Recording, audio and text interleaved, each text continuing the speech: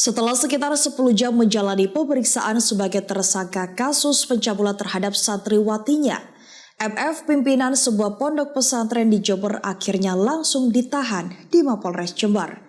Tim kuasa hukum MF pun langsung bersiap mengajukan pra-peradilan sebab langkah penyidik mulai dari penetapan status tersangka sampai penahanan dinilai prematur dan penuh kejanggalan. Didampingi kuasa hukum, dua pengikut Kiai MF Selasa siang mendatangi Mapolres Jember.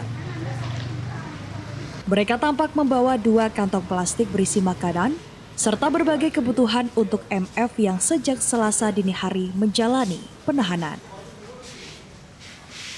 Namun sama seperti sebelumnya, tanpa alasan yang jelas, kepolisian Resor Jember hingga saat ini masih saja bungkam untuk memberikan keterangan seputar kasus asusila yang menjerat Kiai MF. Penahanan terhadap pimpinan sebuah pondok pesantren di Kecamatan Ajung, Jember itu ditegaskan oleh Andi Cahyono Putra, juru bicara tim kuasa hukum MF.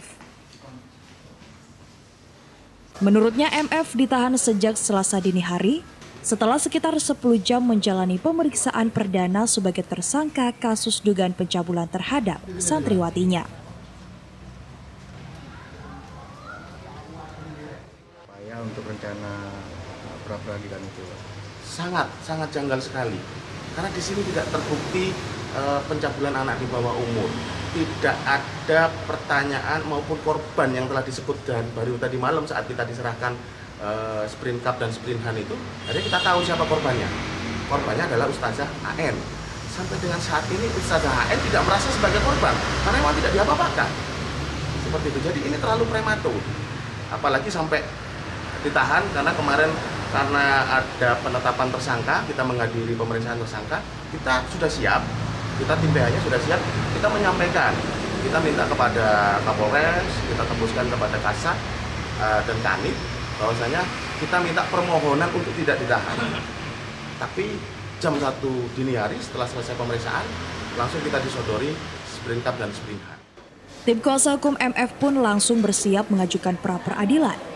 Sebab tindakan penyidik mulai dari penetapan status tersangka sampai penahanan dinilai prematur dan penuh kejanggalan.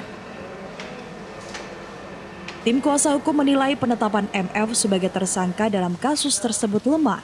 Sebab hingga saat ini belum ada santriwati pun yang mengaku menjadi korban.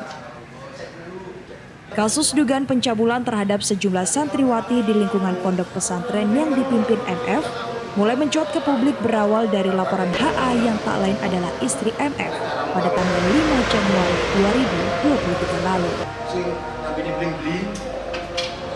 Dari Jember, Baron El Safi mengabarkan untuk KJTV.